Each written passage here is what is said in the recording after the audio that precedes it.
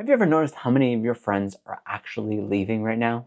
Not for work, not for lifestyle, and not because they want to leave. They're leaving the GTA because it's becoming increasingly impossible to raise a family here. I recently came across some data on the Missing Middle Initiative website, and it perfectly explained what's going on here. We're not just missing a housing type, we're actually losing an entire generation of housing for families.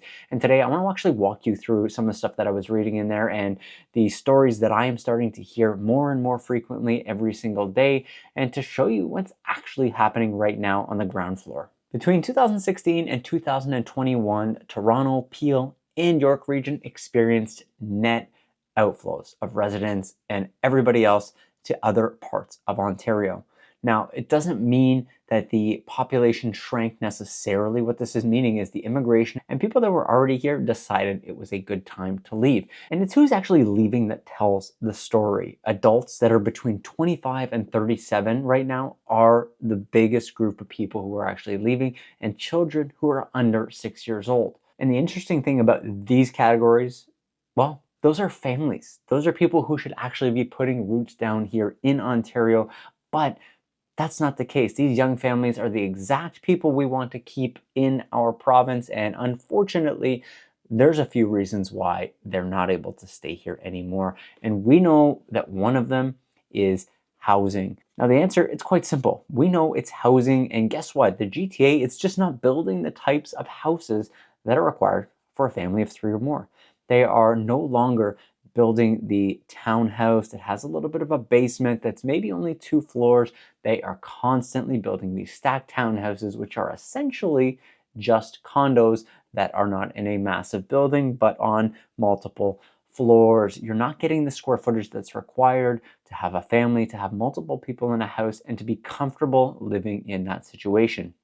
And if you live in the GTA, you already know there is a limited amount of single family homes that are actually being built anymore. We're seeing a ton of condos, we're seeing a ton of stacked townhouses. We're no longer seeing a detached home, maybe 1,500 to 2,000 square feet, or a 1,300 square foot detached home, or those modest semi-detached homes. They're just non-existent. They're not here anymore, and it's becoming a massive, massive reason why people are deciding to just leave Ontario altogether, because you're going to pay prices that aren't really going to be justified in a lot of cases, and you can get a house that you're looking for in another province, or in some cases another country, that's going to work for you for a much lower dollar amount. Now I understand people are asking, well, why don't you just buy a condo? If that sounds like you, why are you not just buying a condo? Because there's just really a limited amount of 3-bedroom condos that are in Ontario. And when you do find something like that to buy, the price is astronomically high, and the maintenance fees, they coincide. They're always $1,000 plus. Now let's talk if you actually have 2 kids. You got 4 people in the household. It really does rule out a condo altogether. Of course, you can share bedrooms, you can make it work. Some of us have done that, or our parents have done that in the past. But the reality is, you're looking for a single family home, you're looking for a townhouse, a semi, or a detached, and these are the ones that we are seeing an extreme shortage across the GTA in right now. And this is that missing middle that we're talking about right now. We're missing the types of housing that we actually need, and we're building these ridiculous condos that are 400 square feet, and we are just going for the density and volume play and not for actually keeping people here long term. Now, if families decide to move, they're going to go where their life seems more possible. They're going to think about the things they want to do. What do they like to do as a family? What do they want to do more easy than is being offered to them currently in the GTA? So they're going to look at places like Calgary. They're going to look at other places that are a little bit more affordable, maybe somewhere like New Brunswick or Nova Scotia. They are definitely not thinking about a Vancouver or in Ontario, because that is where the pricing is the most high across Ontario, and that's where your money is just not going to get you what you're looking for, or what you can even afford in some cases for these families of 4. Now, you hear missing middle. It might sound like some kind of zoning term to some, but it's not. It really is the starter townhouse for most people. It's that modest semi that we mentioned, and then it's that 3-bedroom home that's not $1.3 million and that's detached, that people are actually going to be able to live in for a long time and build their families. Now, of course, they stopped building a lot of these things. And guess what? When you stop building these things, you start losing other things as well. You start losing school drop-offs, soccer fields, backyards, childhood memories, and then even just where the heck do you put a stroller? So there's certain things that these condo style homes are just not offering for people, and this missing middle of home types would be really a welcome sight, but they're not happening right now, especially in the GTA. Now, if you've been on my channel for a while, you know I help people across the GTA make their transitions, a lot of families, and I hear a lot of the same stuff. I don't want to stay in this neighborhood because it's not going to work for my family situation, or I want to buy my first home, but I want to have kids in the future, so I'm trying to figure out how that actually plays out. Where do I put a stroller? How do I get a car parked somewhere if there's only one parking with the stacked townhouse and there's two of us with vehicles? There's a lot of challenges.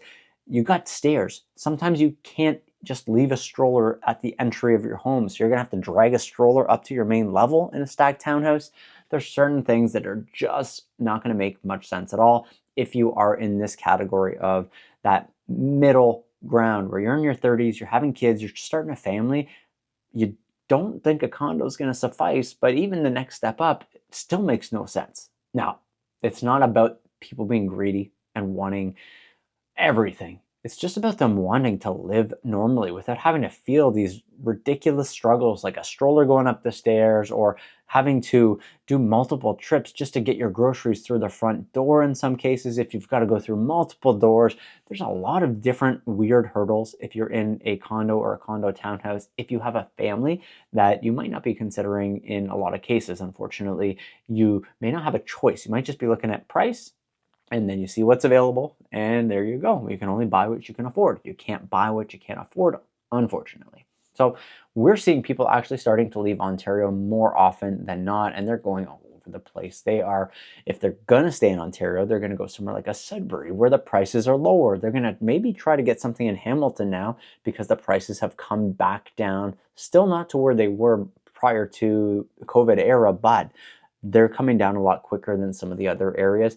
And then if they're leaving Ontario altogether, your guess is as good as mine. Some are going to New Brunswick, like mentioned, Nova Scotia, Alberta, Calgary. They're going all over the place, different provinces, different cities within those provinces as well. Now, when I say those places, you might say, why the heck would anybody want to go there? That's not as good as Ontario, but they're not going there because it's better. They're really just choosing these destinations because they can live their life there, and it might be more affordable and it might work more for their situation. That's all there is to it. This is not about them choosing to go somewhere because they would rather be there than the GTA. The GTA is amazing. You have so many things at your fingertips. You have accessibility galore where you're talking about highway, you got Go Bus, you got Go Train. There's a lot here, but affordability is not something that's here in the GTA. Now, you might be single watching this video thinking about starting a family, and a lot of the stuff we've talked about here, it is not things that have crossed your mind whatsoever, but it really should be. When I talk to all my clients, the goal is not for just getting you into a house. The goal ultimately is for what does that long-term vision look like? Because I don't want you moving 1, 2, 3, 4 times in the near future. If that's the case, you might as well rent for a little bit and figure out what your future looks like. Think about all the alternatives that can happen in the shortest amount of time. You could get engaged, get married, have kids in a short window of time. And if you buy a condo, that's not going to work for you long term. Short term, sure, but long term, it's not going to work. Trust me.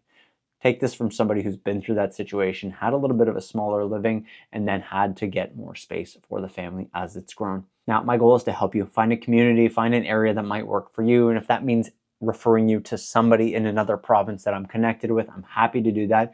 That means showing you stuff that's in Ontario that's a little bit more affordable, but it's outside the GTA. That's also something that I can help you with. And if you have any questions after watching this video, feel free, scan the barcode at the bottom here, book a one-on-one discovery call with me, and we can chat about what your real estate future looks like. Thank you for watching this video, and if you are curious about what the next year is going to look like in the mortgage world, you might want to watch this video right here because we have more mortgages coming up for renewal than you can even imagine, and they're going to be renewing at 30 to 60% more than their current rates.